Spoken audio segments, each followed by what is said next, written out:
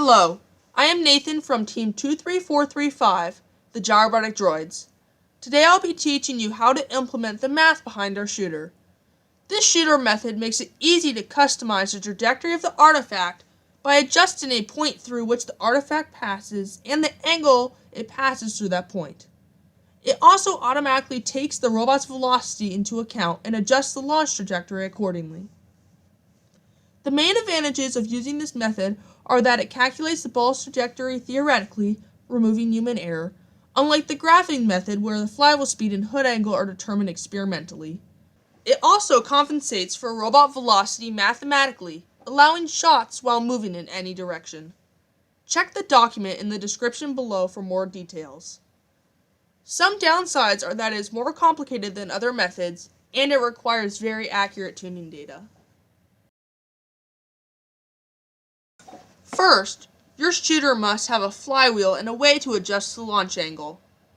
You can adapt this code for catapults, but I won't be covering that here. Second, you must have a method to get the robot's position and velocity on the field. Finally, you must use consistent units. I will be using inches and degrees. You will need a function that converts hood degrees to servo ticks. You'll also need a function that converts the artifact's exit speed to flywheel ticks. You will use these to convert the calculated ideal velocity vectors into actual motor commands. You will need a pose that defines the goal positions. Next, define the point the ball will pass through and the angle at which the ball passes through that point. This defines the trajectory needed for the artifact to land in the goal. These will be doubles, and my measurements are in inches. Score height is the height of the pass-through point relative to the launcher. Score angle is the angle the ball has when passing through the point. Pass-through point radius is the radial distance from the goal to the pass-through point. Now let us get into the calculations. I define variables for gravity, the distance to the pass-through point, the height of the point, and the angle of the ball of the point. This just makes the math cleaner and easier to understand. The first thing to calculate is the hood angle and flywheel speed, assuming that the robot is not moving. We will factor in robot movement later. The hood angle is calculated using the relationship between the slope of the line and the pass-through point and the pass-through point angle. Make sure to clamp your hood angle between achievable values. The flywheel speed is based on the hood angle and the position of the point. Now convert the robot's velocity into movement parallel to the goal and perpendicular to the goal. Make a vector from the robot to the goal. We do this so that we can get the angle of the vector relative to the field. Store the robot's velocity as a vector as well. To convert the robot's velocity into these components, find the difference in heading between the robot's velocity and the robot to goal vector. The parallel component is the robot's velocity magnitude minus negative cosine of this coordinate theta angle. And the perpendicular component is the same thing except for it's multiplied by sine of the coordinate theta angle. We'll use these components when calculating the new flywheel speed and hood angle. Now find the velocity of the artifact in the z direction, which is up. This will be used to calculate the new hood angle later. Next, calculate the ball's airtime.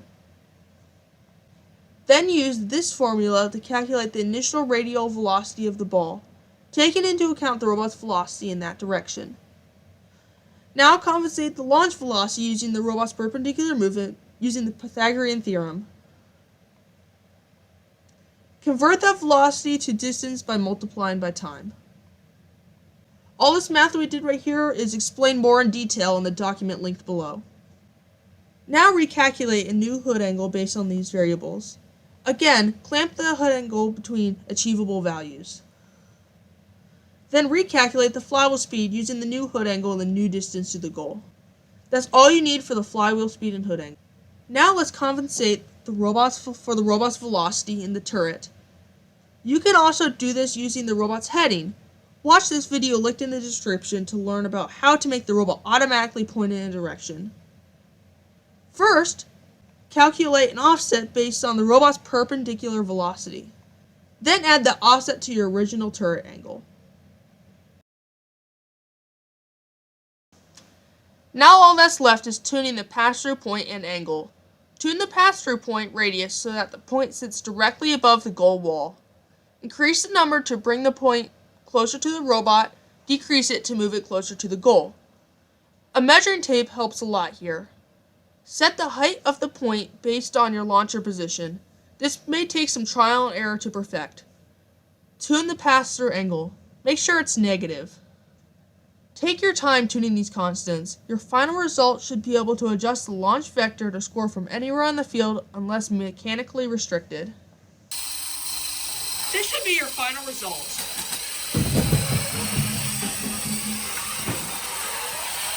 As you can see, the robot should be able to accurately make shots no matter where it is on the field. It should also have velocity compensation. No matter what direction you drive, you should still be able to make it into the goal.